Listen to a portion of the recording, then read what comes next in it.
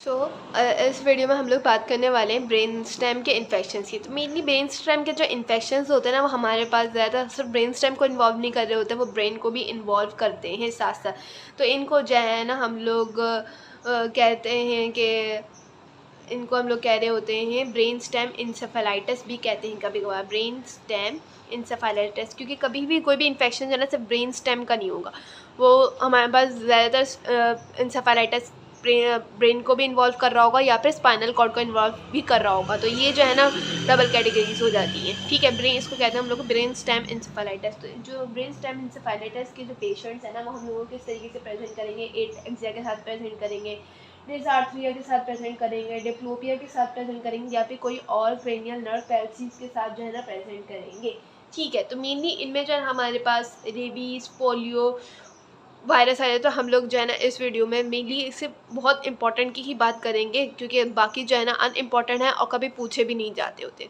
ठीक है। Rabies basically आप लोग को बताइए कि जो रेबीज़ वायरस है वो हमारे पास कोई भी डॉग बाइट से फैलता है।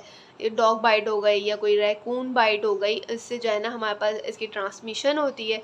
उसके अलावा ये हमारे पास कौन से रिसेप्टर्स पे जाके एक्ट करता है, एसिटाइल कोलिन के रिसेप्टर्स पर जाके जो है ना एक्ट करता है। ये फिर सिर्फ हमारे पास ब्रेन स्टेम पे जाके एक्ट नहीं करता, बल्कि जो हमारे पास ब्रेन का पैरेन्काइमा है उस पर भी जाके एक्ट करता होता है, ठीक है। नेक्स्ट क्या है हमारे पास कि बेसिकली ये इसका जो इन्फेक्शन है ना वो हमारे पास क्या करेगा, एक तो हमारे पास हमने कहा है कि असेंड कर देगा जब कोई बाइट होगी, और एक्सोनल ट्रांसपोर्ट होगा सीएनएस में।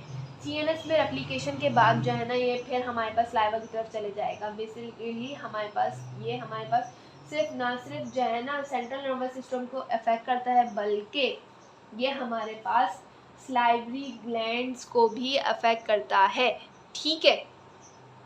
ये आपने छोटी छोटी बातें याद रखनी है, क्योंकि ये अक्सर जो है ना एमसीक्यूज़ में आ जाती होती है, और ये टॉपिक भी एमसीक्यूज़ के लिए ही इंपॉर्टेंट है, थ्योरी पॉइंट ऑफ व्यू से इंपॉर्टेंट नहीं है, ठीक है।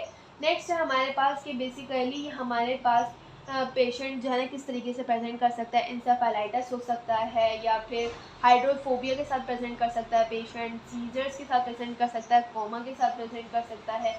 अगर हम लोग इन पेशेंट्स की जो है ना हिस्टोपैथोलॉजी करवाएंगे ना, तो हम लोग को डायग्नोस्टिक नेगरी बॉडीज़ मिलेंगी जो कि कंफर्म करेंगी कि ये जो है ना रेबीज़ वायरस ही है। नेगरी बॉडीज़ मिलेंगी, ठीक है। हम लोग अगर जो है ना अगर कोई इसका एक्सपोजर ना हुआ हो, तो हम प्री एक्सपोजर प्रोफाइलैक्सिस किस तरीके से कर सकते हैं। हम लोग ह्यूमन डिप्लॉयड वैक्सीन देते होते हैं, ह्यूमन डिप्लॉयड वैक्सीन।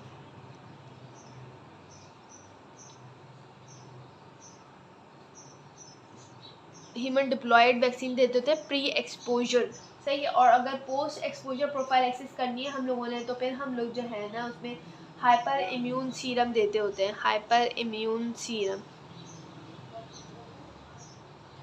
ठीक है। नेक्स्ट है हमारे पास इसमें रेबीज़ में ना आपने याद रखना है कि नेगरी बॉडीज़ जो है ना डायग्नोस्टिक होती हैं। नेक्स्ट है हमारे पास पोलियो वायरस। अगेन ये भी हमारे पास सिर्फ ब्रेन स्टेम को इन्वॉल्व नहीं करता है, ब्रेन पैरेन्काइमा को भी इन्वॉल्व करता है। उसके अलावा ये हमारे पास स्पाइनल कॉर्ड के ग्रे मैटर को भी इन्वॉल्व करता है, स्पाइनल कॉर्ड के, ठीक है। ये बात आपने याद रखनी है, ये सिर्फ ब्रेन स्टेम को इन्वॉल्व नहीं करेगा, बल्कि ब्रेन पैरेन्काइमा और स्पाइनल कॉर्ड को भी अफेक्ट करेगा, ठीक है। बेसिकली पोलियो वायरस जो है ना बिलोंग करता है एंटेरो वायरसेस की कैटेगरी से। और ये ट्रांसमिटेड कैसे होता है, ट्रांसमिशन इसका नेजोफेरेंस के ज़रिए होता है। अगर इसके इंक्यूबेशन पीरियड की बात करें तो 7 to 14 डेज इसका इंक्यूबेशन पीरियड है। ये जो है ना इंसेफेलाइटिस भी कॉज करवा सकता है और माइलेटिस भी कॉज करवाता है। बेसिकली अगर पूछा जाए तो ये बेसिकली कहाँ जाके काम करता है, कहाँ जाके इसकी पैथोजन, ये एंटीरियर हॉर्न सेल्स पे जाके काम अफेक्ट करता है। एंटीरियर हॉर्न सेल के मोटर न्यूरॉन्स में जाके ना एक्ट करता है, और उनको न्यूरॉन्स को जो है ना डिस्ट्रॉय कर देता है। मेनली जो है ना ये लंबर सेगमेंट में जाके अपना काम करता है, लंबर सेगमेंट में डिसेंडिंग फ्लैसिड पैरालिसिस करवा देता है। ये डिसेंडिंग फ्लैसिड पैरालिसिस मैंने आपको इसलिए बताया है क्योंकि जो है ना ये एक एमसीक्यू पॉइंट होता है कि असेंडिंग फ्लैसिड पैरालिसिस कहाँ होती है। तो असेंडिंग फ्लैसिड पैरालिसिस हमारे पास गुलेन बैरन सिंड्रोम में होती है, और पोलियो वायरस में हमारे पास डिसेंडिंग फ्लैसिड पैरालिसिस होती है, ठीक है। इन पेशेंट्स में अगर डेथ होगी ना तो मेनली जो है ना रेस्पिरेटरी फेलियर की वजह से होगी। प्रिवेंशन कैसे कर सकते हैं हम लोग, अगेन आपको पता ही है कि पोलियो वायरस की वैक्सीन होती है जो कि हम लोग जिसके ज़रिए जो है ना ये प्रिवेंट हो जाती है। लाइफ सेविंग वैक्सीन्स होती हैं वो देते हैं प्रिवेंशन में। ठीक है, डेट्स इट।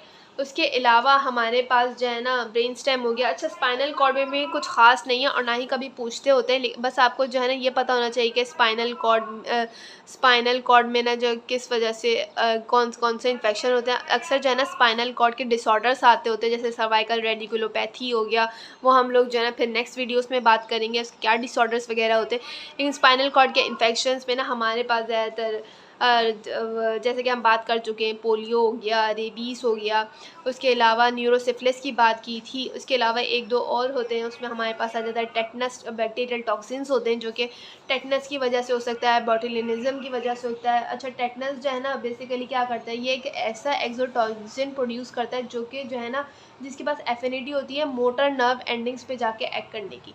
वो मोटर नर्व एंडिंग्स पे जाके एक्ट करता है और इनको जाके डिस्ट्रॉय कर देता है। ठीक है, इस तरीके से जो है ना ये सब काम कर रहा होता है। और इसमें भी आपको पता ही है यही सब इन्वेस्टिगेशंस और इन्वेस्टिगेशन में क्लिनिकल ग्राउंड्स पे ही होती हैं। और मैनेज कैसे करते हैं इस पेशेंट्स को, वही हम लोग ह्यूमन टेटनस एंटीटॉक्सिन देते हैं, टेटनस एंटीटॉक्सिन देते हैं और स्पाज़म को कंट्रोल करने के लिए डायज़ेपाम वगैरह दे देते हैं और जनरल मेजर्स करते हैं।